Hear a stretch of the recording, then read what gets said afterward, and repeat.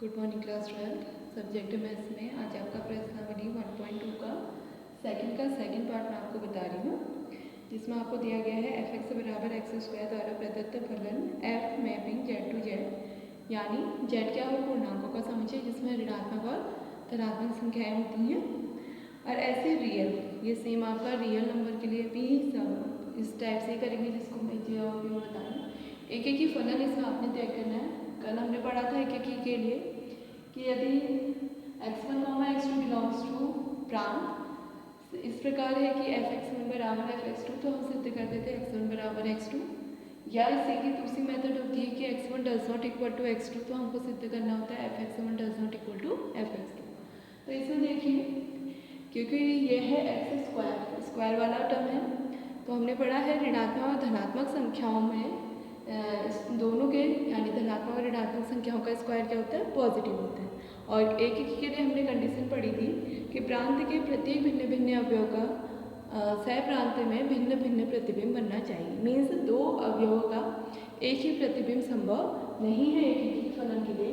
तो हम मान लेते हैं कि यहाँ पर हमने ले लिया, माना x1 बराबर मैंने -1 ले लिया और x2 बराबर 1 ले लिया।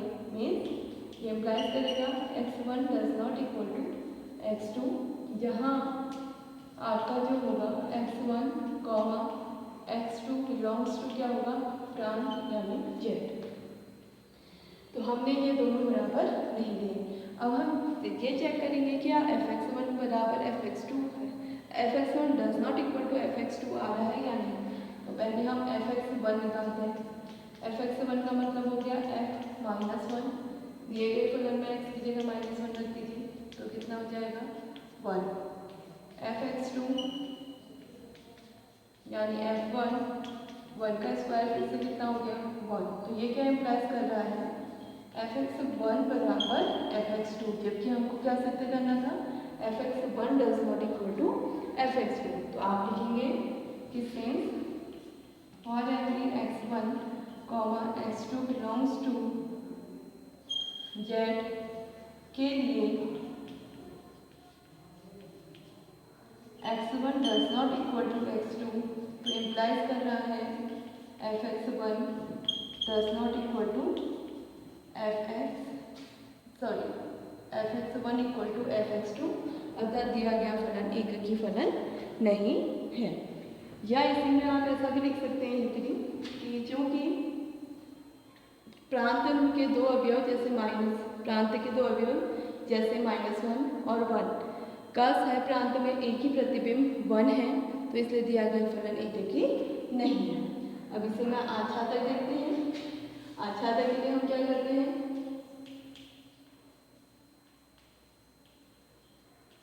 आच्छादक फलन के लिए हम लेके चलते हैं f(x1) बराबर 1, माना y बिलोंग्स टू z इस प्रकार है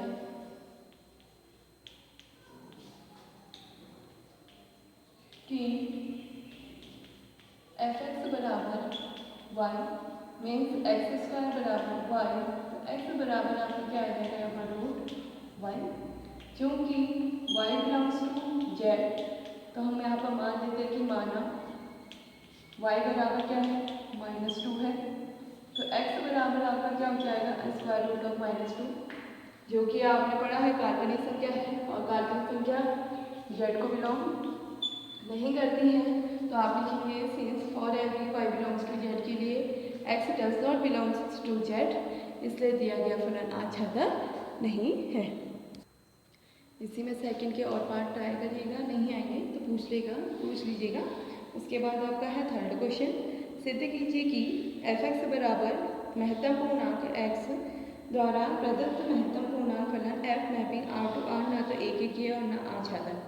जहाँ महत्तम पूर्णांक फलन का मान आपने 11th क्लास में पढ़ा था, या तो उसी पूर्णांक के बराबर होता है या उससे कम पूर्णांक हम लेते हैं। तो यहाँ पर हमें सिद्ध करना है दिया गया महत्तम पूर्णांक फलन न एक ही है न आच्छादक। तो आपको 11th क्लास में भी सिखाया था कि अगर हमारे पास ये संख्या देखा है यहाँ 0, -1, -2, -3, 1, 2 3।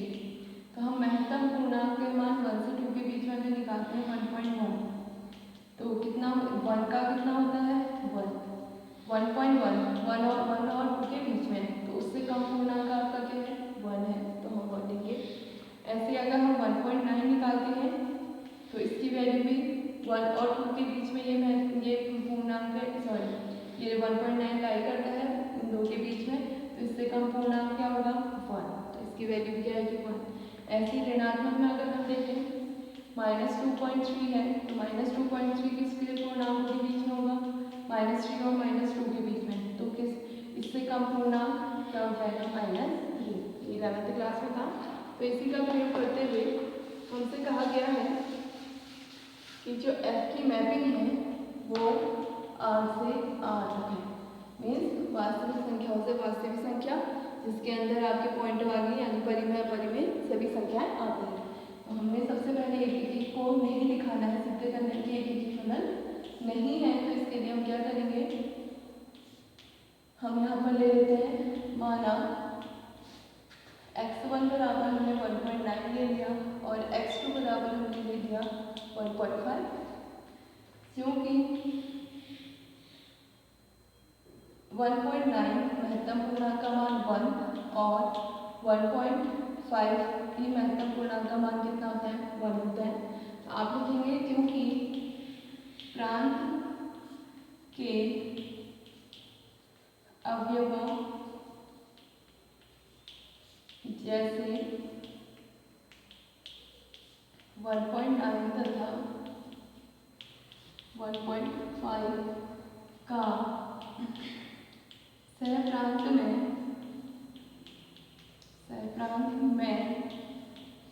एक ही प्रतिबिंब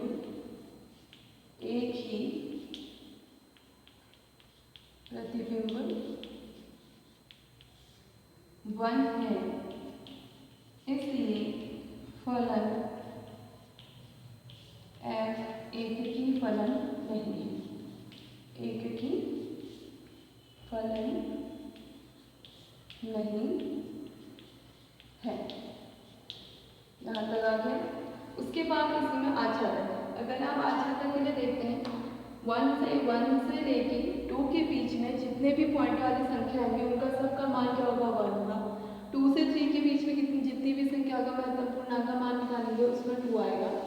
ऐसे अगर हम ऋणात्मक में देखते हैं -2 से -3 के बीच में जितनी भी हम संख्या लेंगे तो उसमें भी आपका महत्तम पूर्णांक का मान -3 आएगा। तो आपने देखा कि सभी आपके पूर्णांक आ रहे हैं, दशमलव वाली संख्याएं नहीं आ रही, जबकि रियल नंबर के अंदर आपकी दशमलव वाली संख्याएं भी होती है, रूट वाली संख्याएं भी होती है, यानी सहप्रांत में कुछ अवयव आपके यहाँ से बच जा रहे हैं जो प्रांत के अवयवों का प्रतिबिंब नहीं है, तो हम कहेंगे ये फलन आच्छादन नहीं। तो इसमें हम लिखेंगे क्योंकि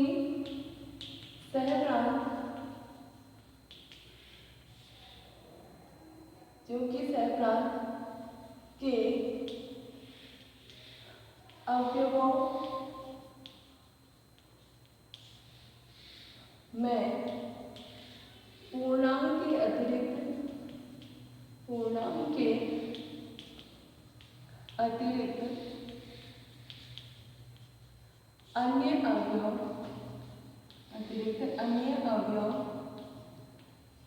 प्रांत के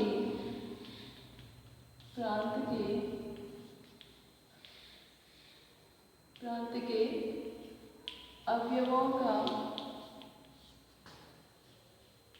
प्रतिबिंब